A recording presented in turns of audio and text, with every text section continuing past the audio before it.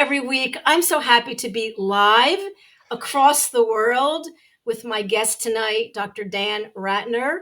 I tend to get kind of triggered and excited, and I forget to say my name. So this is TMS Roundtable Recovery. My name is Dr. Tovah Goldfine. This is, I think, number 286, 287, and I am not slowing down. Every week, each week, I meet amazing people like Dan and other doctors and therapists and authors and movie directors and individuals that have recovered, are on their recovery program, in their path, on their journey. Everyone healing symptoms from multiple sclerosis, which my own mother had, to arthritis, to cancer, to all types of chronic pain. And they're not doing it with the Dalai Lama.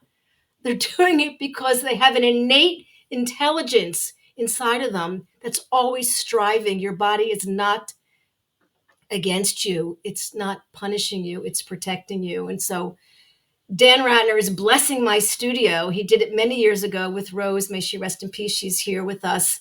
And now you're back. And I'm grateful for this hour that you've chosen to talk with me. And so I'm going to be quiet and just ask you to talk. And there may be some listeners. We may take some questions.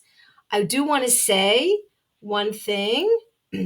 I want to say that what I'd like to do is talk about, well, I put your name up here. Here it is. I like to talk about your history. Like, it's interesting that not everybody doing this work and writing books had a healing journey, and you had one, and that kind of that sort of changed the trajectory of your life. You know? Completely. I mean, very few things changed it as much as that, and I might even argue that nothing changed it more than that. And I do find it's there's a lot of joy in this work that I find. I know you find it too.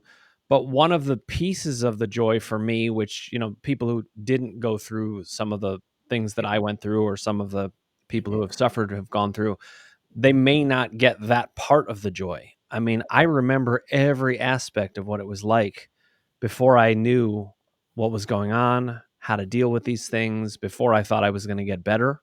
Wow.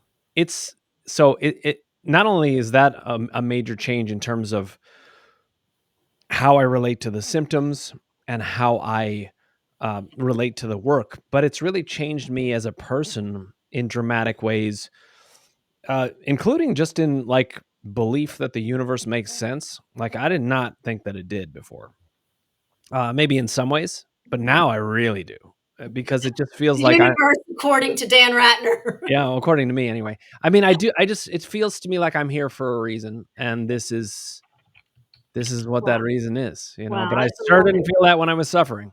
Did you go down, I want to hear a little bit about it, the rabbit hole. You went to doctors, they told you got a disc problem. So I'll tell you anything you want to know, and you just cut me off if I'm going on too long. But when it first happened with just like a little twinge in the back, I bent over to tie my shoes, little twinge. I was 28 years old, and I was like, oh, it's probably nothing. But some part of me was like, but what if it's something? I remembered hearing about people who had back issues, and we just have all these things floating around in our minds that we've heard. And it just started getting worse and worse, and my fear started going up, and of course now I understand the fear was driving a lot of that, but I thought something was wrong with my back. And so eventually I went to a doctor to get it checked out. And they said some things that were quite alarming to me. Like, I asked, is this just something that just happens to people? And they're like, yeah. And I was like, really? At 28 years old? That seems pretty young for these things to start happening. And I said, am I going to have this for the rest of my life? And the doctor said, probably, which is a terrible response on multiple levels, but also completely incorrect. And then I went to a PT. They said, okay, well, maybe this can help. But my confidence was way low after hearing that medicine doesn't know what to do with this. There's really not likely to be a way out. But the PT said, oh, well, I know what to do. And then he started telling me, and I did what he said. And then he got puzzled also. And he was like, I don't know why this isn't working. So there was a pattern. of going to professionals and them not knowing. And I was just like, do you expect me to know? I don't know what's going on. This is not my area of specialty. So it was very, very eye-opening. You know, my whole growing up, doctors who are great with certain things. So I'm not saying this to malign them. But my whole life, I had felt like doctors solved physical problems. So I went to a doctor for physical Doctors have problems. answers. Doctors go to medical school and they're supposed to take care of I was us. like, if they don't have answers, then I don't know who does. And, you know, it's not that I was opposed to alternative medicine. But the way I see it now, it's not about alternative medicine versus medicine. It's about facts. It's about science. It's about logic. And I didn't know how far behind these people were because they didn't know how far behind they were. And so this went on for a while. And then I after about a year of trying to solve this, I pretty much just kind of gave up on that. I was like, okay, well, I guess I'm just going to be in pain like this. And I gave up playing basketball. I was always, everything in my life was around this. What kind of chair to sit in, how to walk, um, what mattress to sleep on, what position to sleep in, how to lift things up, everything. My whole life, I mean, I would wake up and the first thought on my mind was, how is my back? And I would go to sleep. And the last thing on my mind was, how's my back? And everything in between, my thought was, how is my back? It was like, I mean, complete obsession because it was dominating it was ruining my ability to live a good life. I mean, I was living an okay life in certain ways, but it was really diminished. And what then happened is I was talking to a colleague at work the next year, about a year and a half in, and she said I had back pain, and I heard that past tense, and I was like, "What?" And so I asked, "Listen, when you're in pain, you'll do anything." Yeah. I would have drunk a bucket of sand, Yeah. whatever they told me. So Yeah, but Alan Gordon threw Sarno's book across the room. Right. So at some point, you're like, what are you going to believe? Like, you're like, not this stuff. It's like, Yes. Well, happened. essentially, to make a long story short, I ended up going to a Don't chiropractor. make it long. We want the Make it long. long? Okay, I can make it long. So I went to a chiropractor because this colleague recommended him, and I was like, okay, fine. I guess maybe chiropractic work, they know something that we don't know. I said it's worth a try. So I went to him, and he would do these adjustments, and they were excruciating, especially at the beginning. And so the spasms were getting worse, and so I had back pain, but I also had these spasms like hundreds of times a day, and it was like being tortured. And but he said that he knew why it was happening. And because he said he knew, I was like, fine, I will follow you. And he was a great guy. And Yeah. I do think he knew a lot of stuff, but Yeah. it never made full sense to me. And then one day, this was 8 years in to the back. Oh no, sorry, 7 years into the back pain. He Wait, mentioned to me, you're 28. Now you're 35 with that still? 35, still had it. Wow. Yes. And just no answers. Nobody in my life knew. A lot of sympathy, but not people weren't diving in that much with me. They were just like, "Oh, I'm really sorry," and I was like, "Yeah, great." Um, Wow. a lot of sufferers feel that nobody really dives in with them. In the Yeah. mind body field, we really do, which is great. Yeah. But I didn't know about any of this, and so one day, this chiropractor says to me, after it had gotten better to a certain point, maybe 50% better. I was able to do like push-ups and I wasn't having spasms most of the time and it was better, but I didn't understand why or how I would ever get better. And I certainly didn't think I ever would get better. And he mentioned to me, Dr. Sarno, he said, some people get better from this book. He was even skeptical about it though. He was I'm like, happy to hear this. I'm happy to hear this chiropractic story, but go ahead. okay. I'm glad if it helps anybody out there. He was skeptical about Dr. Sarno. He said, some of the things he says I think are true, but some may go too far. So just, take it in with a grain of salt. So I took Dr. Sarno's book and I bought it and promptly left it on the shelf for 11 months. Oh my God. I just didn't. I was like, I can't believe I would read a book and why would that do anything? No light bulb came off like, not yet. Like people read it and say it was written for me. I didn't even have to. Oh, that happened once I read it, but Okay. I didn't read it for a while.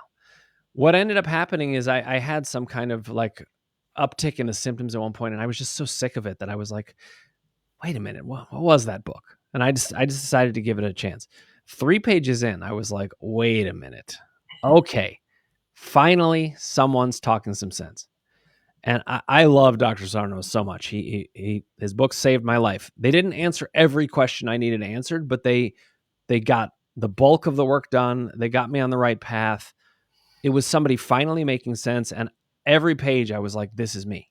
Yeah. I've never been so well described in a book as No, I it was was. written for Danny Fagan. It was written for other people. No, it wasn't written for you. It's written for everybody. And Everybody. the fact is, we're all different. Let's just take this. We're not cookie cutters. We're each individual thumbprint. It is, but the fact is, you see yourself in it. And I think you were ready 11 months after it was on your shelf getting dust. You were ready. 'Cause, when the student is ready, the teacher comes kind of thing. Like you were ready. That's 100% true.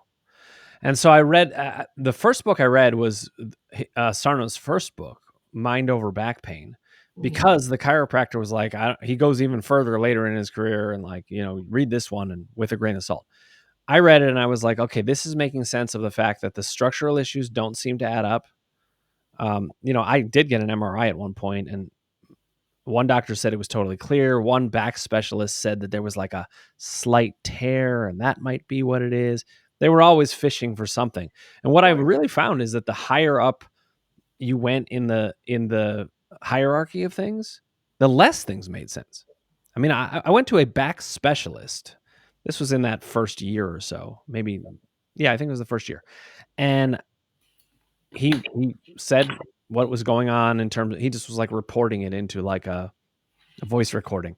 And then I asked him, so what do I do? And he literally said this, I don't know.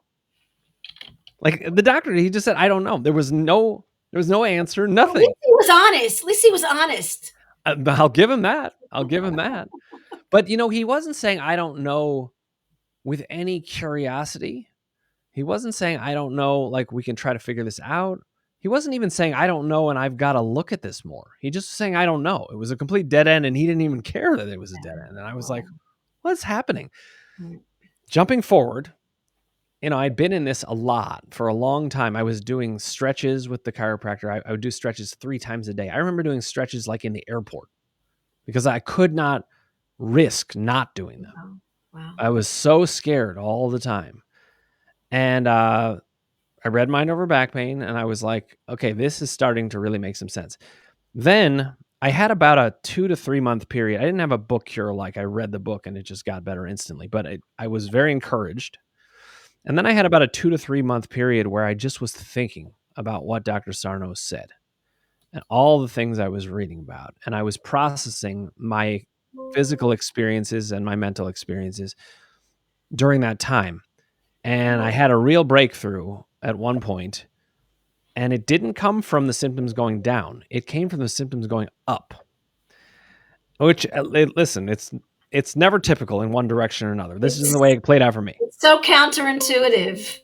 So I was working with a therapist at the time, and this was the only therapist I ever worked with that I truly didn't like, and he clearly didn't like me. Like we were just, but I was like, you know what? There's an advantage to this because I can say anything to this guy because I don't care. And so we were trying to hash things out, and he went on a vacation, just 1 week long, and my back pain went through the roof. And I thought to myself, why am I love it. even knowing what I know about Sarno? Why? Clearly, it's related to him going away, but why do I even care? I'm glad he's gone. Yeah. And I was like, I don't know, maybe it wasn't that. There's all kinds of maybes. There's so many possibilities of what it could be. Was it, okay, maybe something happening in my family? Was it something that, at work? Was it something related to the therapy? There's so many possibilities that it was hard to tease out. So about a month later, or maybe 6 weeks later or something like that, the therapist is going away again. I call him my analyst because it was psychoanalysis. Yeah. And he was going away again. And instantly the back pain went up. So I was like, okay, now I know. Now I know for sure there is a direct connection between what goes on in my mind and what goes on in my back. There's no question at all. And okay, so when you're ready, I want you to give it up to the listeners. What deeper core feeling was triggering your amygdala to cause your brain to live in a state of threat? We want to know, what was the Okay. deeper So feeling? I'll answer that question. There is a finish to that story. Okay, go I ahead. don't know which one you want first, Tova. Go Which one ahead, do you want? finish the story. I'll finish the story, then I'll answer that. Okay, so once I knew this connection for sure, I said to myself, I got to read more Sarno. So I got The Divided Mind, his last book, which is it's my favorite of his books, although I Mhm. do love them all. Yeah. I just feel like it's the most developed, and Wow. it makes sense as things Yeah. evolved. He understood things more and more. I was reading The Divided Mind, and that is when I got basically my book cure, because it was like I didn't get it right away. I had to soak it all in. I had to think about these things. I had to see the connection. But once I read The Divided Mind, 3 days later, I was doing flips in the pool. I can't believe it. It's unbelievable. The spasms just stopped. Everything stopped. And I could Mhm. even feel it was almost like my whole body was like tingling with release. Like it was like an exorcism almost. Oh, I seriously? it just was, yeah. Wow. Unbelievable. I've Okay, so not now I've you not heard a story like that, but go ahead. well, I'm very interested to hear what distinguished this one, whether it was the Okay, length yeah. or what went on. But, you asked what got me into kind of the kind of threat physiology, or however we wanna describe that. And I didn't even know it at the time, even after getting the relief. It's more in the aftermath, looking back on it and understanding more and more about it, that I understand it. And there's many aspects to this, but there were dangers coming from all over the place. But the real place that the danger was coming from was my relationship with me. I, I mean, I always liked me. I respected me. But what I wouldn't say is that I had full self empathy, not even close, for what I had been through. And I wasn't very loving with me. I wasn't putting boundaries in place that protected me. I was a danger to myself. Whoa, whoa, whoa. This is so important. This is the name of my book. Mm. Hmm. This is so important. And, it's like if we can just get out of the way of ourselves in the most loving, compassionate way, not like get out of the way. It's more like, hey, let's move to the right a little bit, but stay with me. I need you. Like, this is what's people that are in chronic pain and even like ongoing, like nonstop, like don't get a break. You are the solution. Yeah, and I often say, just because you're the solution doesn't mean you were the cause, because you don't have to feel guilty about this, Right, of but you course. do have the solution. Yeah, I know you agree with that, but Empowered. You feel empowered, but I'm feeling. Go ahead. it's important that we see that we're not to blame for this. Our circumstances, how we were raised, how the world is, all that danger that's out there was fed into us, and we didn't know how to protect ourselves. Maybe some people are raised better to protect themselves. I wasn't, and maybe in some ways, but mostly not. And we have to learn that when we learn that we have something we can do about it, and that we can adjust things within ourselves. I mean, in some ways, it was as simple as me starting to treat myself as I would treat my best friend. Like, would I not have my best friend's back? Would I not stand up for my best friend? Mhm. Would I not be empathic about what's happening? And I was doing none of that for myself. None of it. Which is why I went to over 20 years of therapy, and I had a lot of information on myself, and none of that information changed from the back pain, except it was like I understood the information at a level that had never been there before. Yeah.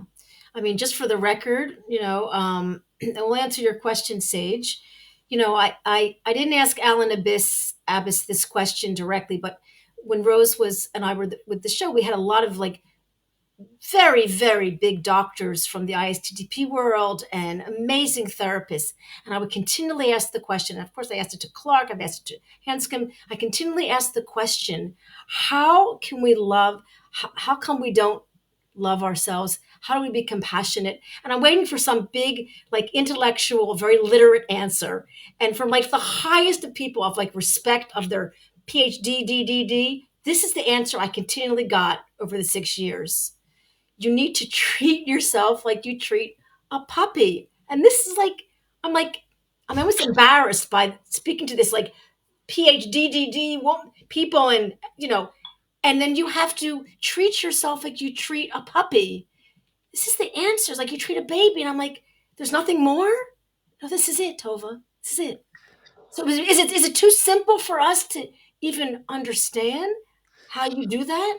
Yeah, I mean, I think first of all, it is a very simple idea, but I would say one of the reasons that we don't crack that code, even though it's simple, is that we don't realize that we actually can change how we interact with ourselves. We're so used to our interaction with ourselves that we just think that's the way it goes. We don't take a second look and say, wait a minute, what am I going to say to myself here? Here's a great example. If you're running late for a meeting, sometimes people can send themselves into a frenzy thinking, oh my God, they're going to think bad things of me and I can't apologize enough and I'm embarrassed. And everything you're saying to yourself in that situation is bad for you.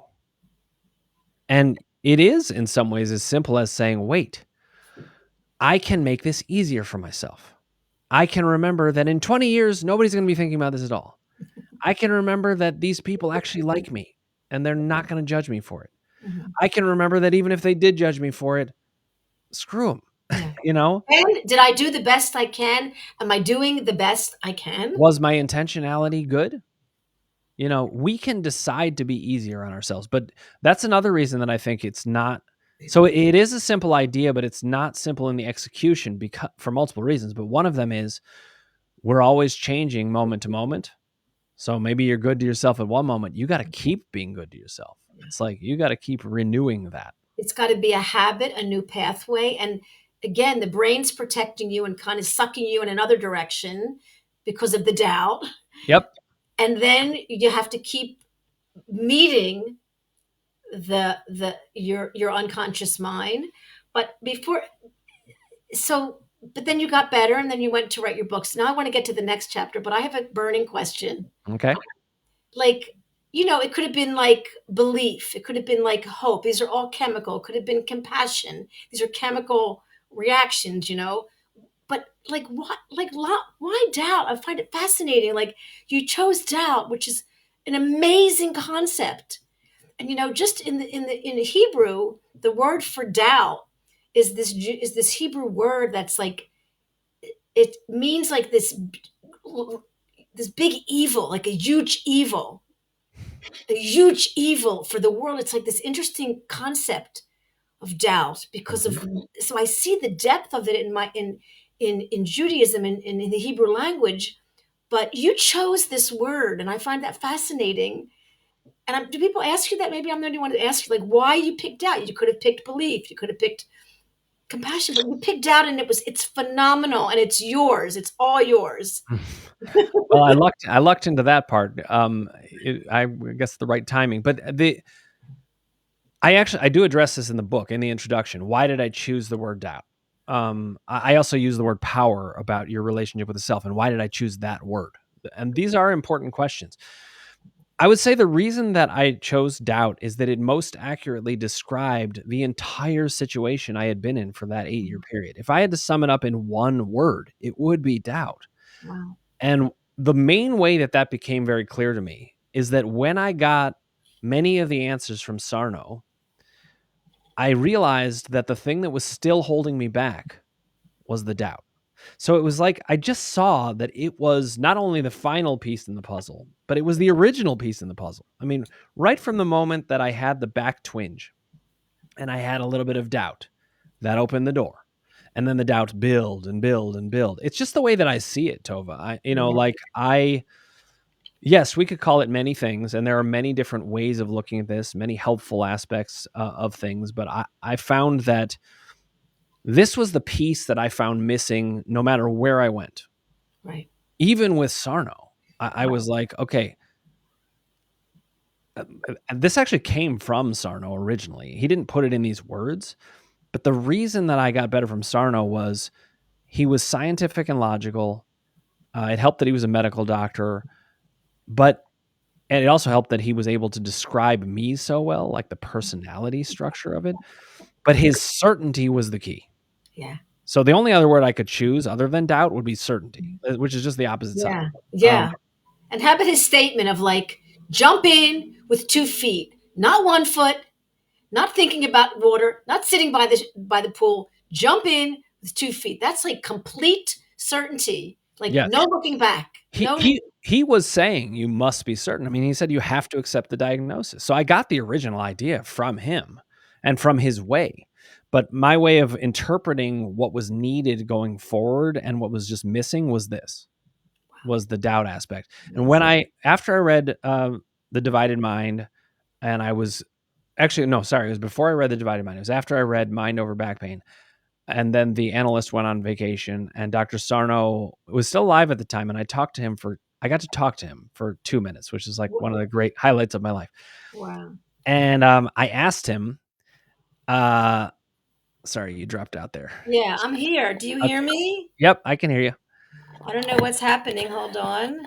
But keep talking. Okay, I'll keep talking. Yeah. So, I talked to Sarno, and I basically gave him my story, and it was like I was talking to the Wizard of Oz. I was like, he's gonna give me the answer. This guy's a genius. Only he knows. And I asked him about it, and he said, "Well, why don't you just keep working on it?" And I said, "Oh my God, he doesn't have any more answers than what's in his book. Oh no!" And then what I came to realize is he was saying to me that he had confidence that I would get there. And so I just stuck with that. And then I went to see Eric Sherman. Eric is Oh, yeah. he's a great psychologist who trained under Dr. Sarno and Arlene Feinblatt. And I sat down for one session with Eric, and I asked him probably 200 questions in just one sitting. I had so many questions. I had 8 years of questions. And he answered them beautifully, but what I found is that because they made sense, it brought down my doubt in a way that nothing had before. And that's how I got to the idea that the doubt was just that important. Wow. Can you hear me? I can hear you just Maybe fine. you can help me. Your picture is frozen. I don't know why. No, Oh, that's there we different. go. Now No, we've but got that's I need this camera. Since you're a producer, I don't know what had just happened. there is the settings thing. Yeah. You see that like little cog? Yeah. Click on that. You should be able to switch your Yeah. camera. There you go. In Thank you fact, for that. oh, did it work? Can you hear me and see me? I can hear you and see you. Yes. So Dr. Eric Sherman, I haven't interviewed him, but I had a talk with we did an offline recording with Bob Oh, I know who you're talking about. Robert. Yeah, he Evan. also worked Evans. Yeah. And so yeah, I didn't realize like Dr. Sherman and Florence, they're lovely, lovely people that were so involved with Sarno. And And they're very devoted to him, and for good reason. I yeah, mean, because Dr. yeah, Sarno, he brought these ideas to the world, and it's very easy for people to either co-opt them or use them in different ways. And I was yeah. very careful in my book to do real justice to Dr. Sarno and just see it as here's an Wow, extension of wow, what Dr. Sarno yeah, brought. I mean, none of yeah, this happens without Dr. Sarno. yeah. Well, and you know what? Every, movie, they're all like honoring him. I mean, he's not forgotten. And he lived to 96. And I know, Michael Galinsky, I talk to all the time, and Michael's like, he was the first trauma informed doctor, talking Yeah. to Yeah. you know, And um, Dr. Sarno he's a part of me. I mean, the way that I am, it's almost like he was like partially my dad. wow, Like that's how it feels. wow, really amazing. And he actually had symptoms. He had TMS, he had stuff, but and can you imagine the anger and the rejection that he felt from that was also going on, for Yeah. him. Yeah. Well, anger is such a big source of mind body symptoms. And I can tell you from experience, it's in some ways I'm honored by this position that I'm in and I'm blessed by it. that I'm in a position that I understand things, but it's actually really hard to understand things that most people don't and that they're resisting. And Dr. Sarno, man, he was really on his own. You know, Yeah. the mind body community is growing. We have each other, but he didn't have many people, if anybody. Well, it's almost like Elvis. Like it's like, look what happened after Elvis died. Like he just didn't get to see. He got to see the movie, and Mhm. now like his book was in 30 languages because that's what his wife talked about in the movie, and it's sourced all over. And yeah, I mean, rest assured, like in his heart, like yeah, but he was devoted and persistent Mhm. Yeah. until the end. Till Well, the end. he was, I didn't know him personally, but I do know his daughter, Christina, and we Yeah, sometimes talk about these things, yeah, and everything that she says matches up with what I thought about him. He was such a principled person. yeah, He from what I know and what I've heard of, from Eric and Christina and all the people who really knew him, yeah. he really wanted to do the best for his patients and get them better. He cared so much. Wow, wow. And he was a little bit rough around the edges. No, That's just that that's what I hear just sometimes. get out of your mind and into your body. Well, and in some ways, I think that really helped a lot of people anyway, because he was like speaking my language. He would hear about doubt and he would just smack it around, Yeah, you know. yeah, And I actually can be the same way too. I'm a pretty gentle person in yeah, general, but and I'm not that way with the people that I work with, but I am that way with their doubt. And I managed to separate the two. I'm like, okay, yeah. there's you, and then there's your doubt, and Very we are good. going to really go after the doubt Yeah. very aggressively while I Well, it's support very you. important, and it's real. I mean, they're not their doubt, they're not their pain, they're not their Mm. symptoms, they're not their emotions. So we're going to answer a few questions, and then I do want to take a little time to talk about the three columns, which is your unique flavor, and I think it's brilliant, and everyone's healing from many different things, but we're all there's nothing new under the sun. Mhm. Whether it's journaling or meditation or the three columns or nor I mean I love PRT. It's just a great method. It's like, but we're all talking about a brain, a body, a nervous system, a heart, and repetition, repetition, repetition. So I'm going to just answer these few questions from the listeners. Sage, I'll bring the question up to you if you can look at it. Do you see it, Dan? Mhm. All right, let me see. My friend is about to go into surgery for sciatica, and through all my research, I know that this surgery is likely to only be efficient as a placebo if it even is successful. I agree with that. Any recommend for the best resource to introduce to them to mind body medicine regarding sciatica? Wow. So first thing I'll say, Sage, is good to see you here, and thanks for chiming in. Yeah. Um, Tova, feel free to chime in here too, because Well, we're, let me we're just both say here. one thing, just because it's like I actually I'm privileged. I study with Dr. Hanscom each week. We meet, we talk. He disagrees with me, tells me to think this way because he's got his own, but he's brilliant and he's wonderful. And on Doc Hanscom's um, website, or I can send it to you. Email me. He has a list of things that people should do before they go to surgery, and he found that half of those people didn't need it because of Mhm. his great work, but that you can go into surgery and have a better successful outcome by using some of these strategies. And so it's on there, and he has a couple articles. So Sage, there's some information you can share with your friend just about going into surgery. And I had a client who, no, she was a very good friend. She healed like a major tumor, one of these like major tumor of her heart situations. A lovely woman. She decided she was going to get chemo, but she decided she's going to call it chemo ecstasy. She's going to cause her effect. Did I say it correctly? She's Mhm. going to decide what's going to happen. Of course, that tumor shrunk, and she's living 20 years after a tumor that almost killed her. And I think this is not woo woo.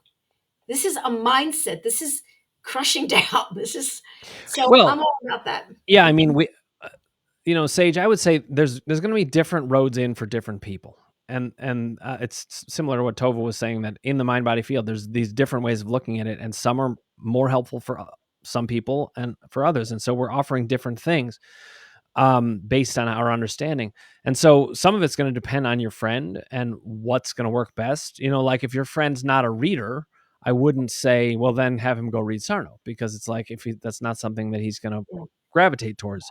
But there's going to be different modalities. I have some podcast episodes you could look at. You could look at the Boulder back pain study. That's a major study that shows that all of these people show changes in their central nervous system and their neural pathways.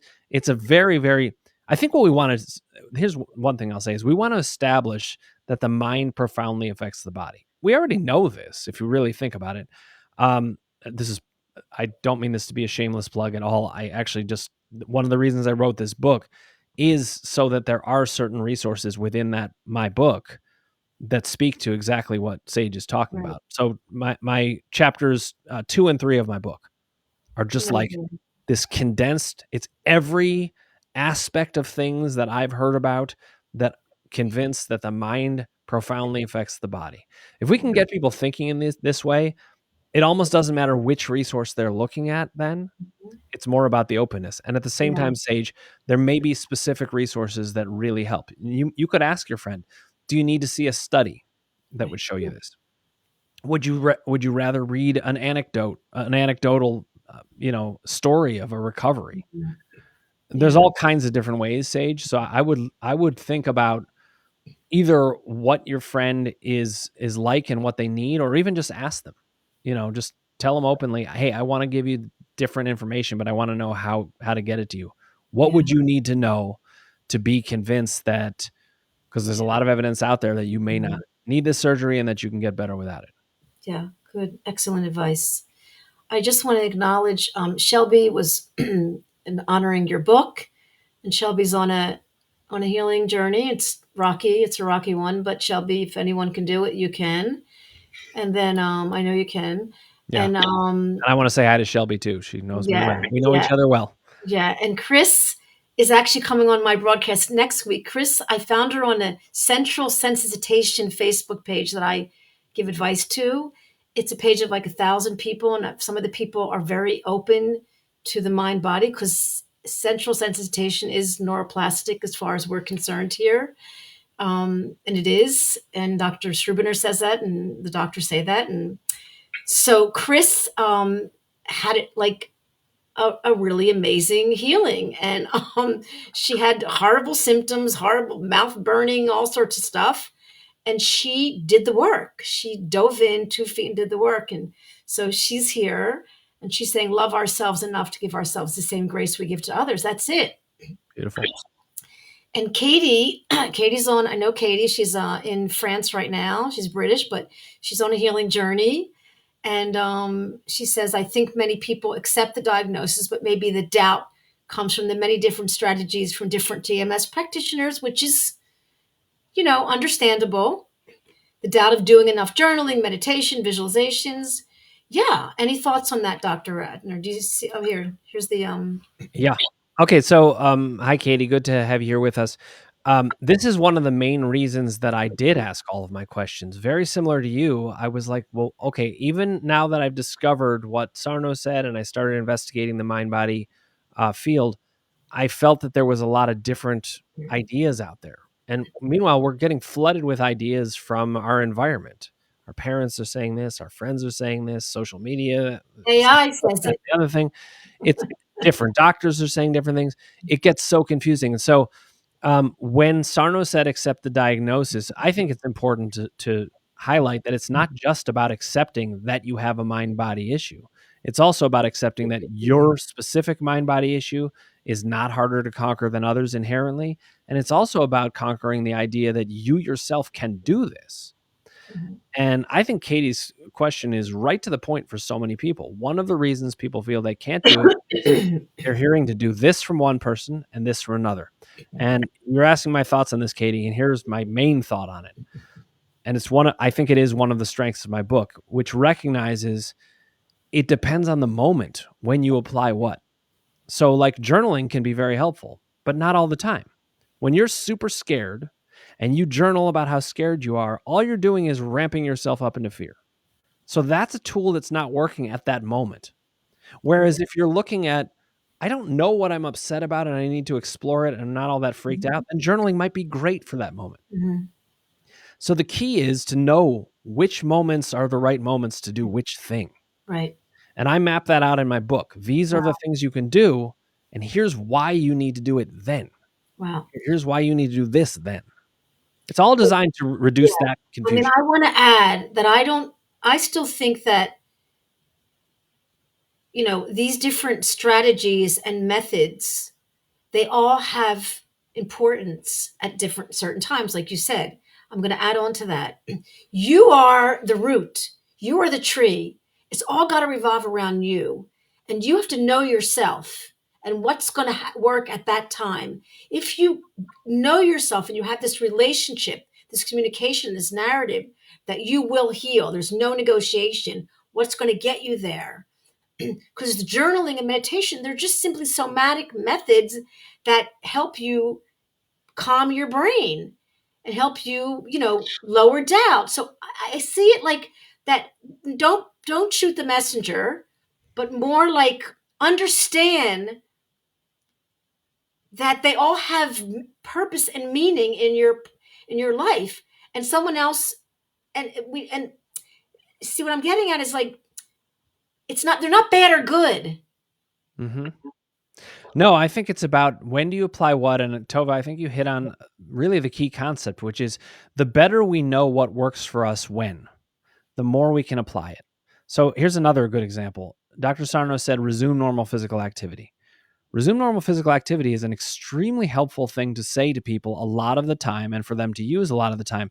But there are actually times where, and I think Dr. Sarno either would have come around to this or probably would have agreed with it in the first place. There are times where that's not always the thing to do. Here's my rule of thumb. Is the activity going to raise doubt or lower doubt? So if you're like, fine, I'm totally fine, then I'm just going to do a flip and land on my back. Well, Mhm. okay, that could raise doubt. Maybe it's a little too fast, that one. Mhm. And yet other times that's the thing that's going to convince you you can do whatever. Yeah. And you need to know when you're in which place. So another reason that my book can be helpful is to tease out, when am I in the place where Yeah. doing the activity would raise the doubt, and when am I in a place where doing the activity would lower the doubt? And if it's going to lower the doubt, do it. If it's going to raise the doubt, let's find a different way. Yeah. Well, I'd like to ask you a question because so many people they have the knowledge. They're doing the meditating, they're journaling, they're seeing, results. They're on this, life journey, and it's not like this and it's like this, but they're not really riding the wave enough. They're so I just lost my train of thought. So the question is, yes, there are many books out here. There are fascinating books. There are wonderful books, and we're all going to write one, and they're great. And you'll gravitate towards the one that you do. But if we don't apply and implement what Dan is saying, or David is saying, or Schruberner is saying, or Schechter is saying, if we're not applying and implementing it when we most need it, not on the yoga mat, not when you're smoking a joint, when you're most triggered, if we're not, this is the road, this is the climb. You've got to apply it, and it's not going to be comfortable. And that's where I think people, they stop themselves, they get in the way, and they're not, they get into pain because pain is scary and pain feels real, and they lose everything, they forget everything they ever learned, and then they're back, at square one. So can we talk about the implementation, like applying and implementing it, and how we stay with, because most people who are at the other end of their chronic pain, they Mhm. jogged it with pain. They went across that bridge like Hanskin drove across the bridge with a panic attack. Mhm. You went to play basketball with pain, like you understood your relationship with the pain and you applied and implemented. How can we help people to keep applying and implementing it when they most need it? So, I mean, to me, the question Katie asks is pretty much the key component to this. We have to understand that we've got to understand ourselves. We've got to understand our moments, because implementation is hard enough. There's one component that all of you out there need to bring to the table, just one, and that is determination. If you give up, you lose. That is true. I don't blame anybody for that. I understand that it can happen, but that is another reason I use the word doubt, because doubt very, very quickly can get people to give up.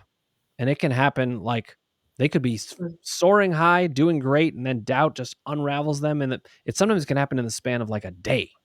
It can happen really fast. It happened very fast. So you need to bring the determination. And what we need to bring, I feel like, in the mind body community is information that explains the variations, because otherwise doubt can creep in. If people are saying it's always this and it isn't always this, they're going to have doubts. And then they're going to start to think, well, maybe I can't get better. Right. I tried to describe every aspect of these things. It was really interesting getting the book down to the length it was, because it was huge. I mean, I had so much to say. And I condensed it as much as possible, and it's still a pretty hefty book. Wow. Wow. No, it's important. It's so people get so discouraged. Like, pain is this neuroplastic pain is so counterintuitive. And, when we're in pain or we're symptomatic, and Rose would say the word will, like Yeah. determination, like you need to know your outcome. Like you need to know that there's no negotiation, that each time you have a symptom or a pain, you need to look and say, real, evidence. I'm good. I'm okay. 2, what's going on? 3, I'm stronger than my pain. And I know it's easy to say that. Yeah. So, Well, I'll also add this. If you want to keep your will and determination, what I found I needed, and I find really everybody needs, is this idea that it's got to make sense. Like, you're going to have a hard time keeping up that will and determination doing something that you don't feel makes sense. yeah. It's just you're never going to be able to do it. But if you feel like, oh, okay, I can make sense a step of the way, or I can even get to a place where even if it doesn't seem to make sense, I have hope that it can make sense, or I have a method that can make sense of it. Yeah. That's the thing that kept me going. And that's why I wrote the book, is I was like, I tried to write this book so that it makes as much sense of everything that people are seeing as possible. But I do say on the record that, but pain and symptoms are counterintuitive. Why is my body still punishing me? Why is my body still protecting me? I'm bringing safety. This is a client who was supposed to come on and talk to you, who's just got 24/7, but she does sleep, so it's not 24/7. She sleeps through the night. But it's like, why? She's like, I'm doing it. I'm telling my body it's okay. But she said, but my subconscious is not believing me because she has doubt. Right. See, it's not counterintuitive at some level. It can seem counterintuitive.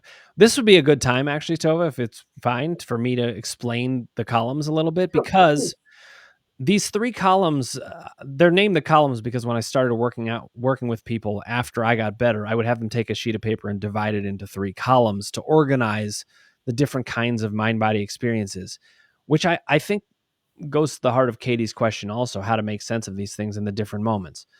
To me, 8 years of back pain is different than the moment that the onset happened. They're different. Onsets and upticks are different Good point. than the ones that are just always there, or the ones that come and go. Those are also different. And what I found is that there's 3 main reasons that we have symptoms. This is the emotions column. This is about the unconscious emotions, which of course get talked about in the mind-body community a lot. But I find that it's helpful to apply them most to the moment of the onset and uptick. Emotions don't last that long. I didn't have the same emotion for 8 years. That's not why I had back pain. That's why it started, but it continued because I was afraid and having thoughts about it's broken and no one can fix it and there's no answers and it doesn't make sense. So those are 2 totally different experiences. What I found is that there are 3 main reasons we have symptoms that I describe in the emotions, doubt, and power columns. And the emotions column describes when an unconscious emotion that we're uncomfortable with needs a distraction. It's just like what Sarno said. He was right on about that as far as I'm concerned. And these distractions come in at given moments where we do not want to know something. So if the woman you're talking about says, why is it not working? That might be one of the reasons why, but we would look at the onsets and upticks to see, is that Mhm. why? Mhm. If it's just always there and she can't feel safe, even though she intellectually knows she's safe, Mhm. well, the function in the doubt column isn't distraction. The function in the doubt column is protection. Mhm. Some part of us feels in danger, and we just will go to any lengths to protect. And Mhm. to get ourselves to actually relax can take a lot of effort because we've got to cover a lot of different ground about why we're safe. Yeah. The science and logic can go a long way in making us feel safe. But then there is this third part, and this is where the power column comes in. We can feel safe intellectually with science and logic that there's nothing wrong with us, but we may not feel safe with ourselves, which is exactly what I was describing when you asked Yeah. me, what's the key component? Yeah. I didn't feel safe with me. Yeah. The power column is where we come to feel safe with ourselves. And there's a different symptom function there. It's not distraction. It is not protection. This is really interesting. And this is one of the reasons it can feel counterintuitive. It's communication. There is a part of us, unconscious, that wants us to know who we are at base and how to self align. And it's relentless. It's not going to stop until you receive that communication. What you were describing with that one woman, I have a hunch that it's the communication piece that's maybe keeping that going at this point. Maybe she does know she's safe, but not in that communication sort of way. So is it like between her subconscious mind and her conscious mind, the communication, or what she's telling? Yeah, it's an unconscious thing. There, unconsciously, we know exactly who we are and what we need. We know it all. There's a phrase in psychology that the unconscious knows all. So we know it all. It's all in there, but we don't have access to it. And all those things that we know that aren't getting lived out, our symptoms are ultimately pushing us to receive that communication. My back, there were many different reasons that it happened. There was the onset, which was about distraction. Yes. There was the perpetuation of it, which was totally about needing protection. And then underneath it all, what I discovered was there was a communication, which is, Dan, you don't have your own back, and you must. It wanted to tell me that, and message received, and thank God. And so when you applied and implemented this, you were more loving, more gentle, more compassionate. Like, tell us how you like applied it and implemented it with your situation. Okay, well, there were multiple ways, but one of the most interesting ones was I was talking to Michael Galinsky at one point, and I haven't talked to him a bunch, but I talked to him this one time, and it was shortly after I had gotten better, and I was telling him about the how this analyst that I was working with didn't believe in Sarno. He didn't believe that's why I got better. I said to the analyst, "Well, why do you think I got better after reading Sarno's books, like right away?" Uh-huh. And he said, "I just think you healed." And I Uh-huh. thought to myself, I've been working with a guy and it was 9.5 years I worked with. Yeah. And I was like, I've been working with a guy who thinks that it is okay, science, to say that I hadn't healed for God knows what reason for 8 years, happened to read a book on a back pain expert that made full sense of things, made me feel better. Then I got better, and he thinks I spontaneously healed, having nothing to do with that. Okay. So one of the things that I did now that had received the communication, was ready to take care of myself, is I fired him. I just was like, nope, we're not working together anymore. Uh-oh. You're not worth a single second of my time anymore. No. And I'm a nice person, but I was like, I realized that. And I changed my whole life from there in many ways. I started looking at many different toxic relationships I had. Very important, very important. And it may be that we don't want to say this to our mother or father or something, but we have to be. And the most important thing is this toxic relationship with yourself. Hmm. And I just decided no relationship is worth that. None. I don't care who you, I mean, look, even if it's your parents, the only relationship that I could say is worth it, even if there's toxicity in it, is your kids. Like, don't abandon your kids, no matter what's happening. But when it comes to other relationships, if it's truly toxic, then you want to redraw those boundaries. I'm not saying you got to get rid of them entirely, but I looked at my whole life very differently. Very differently. I looked at how I was working.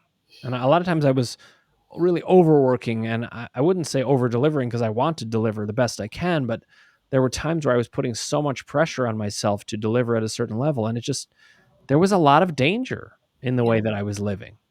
Yeah. Yeah. Wow. And really, really amazing, amazing. And I know we got to make a hard stop because you have children you have to pick up from school. Mhm. 'Cause it's because you're in Connecticut or New York? You're in No, Ohio? I moved to Cleveland, Ohio. Oh, That's where I grew up. I was in Brooklyn for 15 wow. years. So when Wow. I went through the back pain experience starting in Philadelphia. So some of Wow. those, You I call that woman who said I would probably have back pain. I call her Doctor Probably. you know I'm from Philly. Do you know that? I didn't know that. Anyway, another My time. wife's from Philly as well. Yeah, wow. Um, So, but I was in Philly for about a year or so before, and then we went to Brooklyn for 15 years after that. Wow. I was chomping at the bit to get back to Yeah. Cleveland, and I'm Wow. now back here. All of my work is remote, um, Amazing. Amazing. and my You website's still have your groups? Do you still have your I groups if still run my people groups. Yep. Yeah, okay. all of these I run my groups. I have teaching seminars. Of course, I have the book. It's all available on Great. www.crushingdoubt.com. Great. The book is also available on Amazon, especially if you want the Great. fastest Great. delivery. And yeah, I run groups 3 times a week. Wow. Amazing. Like everything I built, Tova, was because of this question: what do I wish had been there Right. when I was suffering? And I Wow. was like, well, I got to build that. Wow. Amazing. And so on that note, I mean, thank you for blessing my virtual studio and listen, being a good listener, because sometimes I like to chime in and share some Tova talk. But you spoke beautifully and so clearly and so like it made sense. And a lot of people will see this be recorded up to my YouTube channel. I mean, Dan's available. Like, you can definitely like reach out through me if you have a burning question and I'll get it to Dan. But I think this is an enormous file in our community of like healing and recovery. Like just don't give up, will, determination, and we can crush doubt and build belief and build hope, and we can all help each other and just continue, repetition. When you're least down, yeah, you can go on Facebook, but just think about Dan and think about crushing doubt and just think about that your body's not punishing you. It's protecting you, and you have a lizard brain and it's doing an amazing job. Yep. And that, And there's that communication where yeah, there's a part of you that just wants you to align with yourself. But the yeah, main thing I'd say, keep your determination and also ask your questions until they're answered to your satisfaction. good, If they're not answered to your satisfaction, keep pursuing them. beautiful, And that's what yeah, got me through. beautiful, amazing. Well, I hope we can meet again on I'd this love that. front and other fronts. And bless your big heart. Have a great afternoon. Bye, Thank you so much, everybody. See Tova. you This was next a week. pleasure. Thanks, Dan. Okay. Okay, we're good. Okay, you got to go. Okay.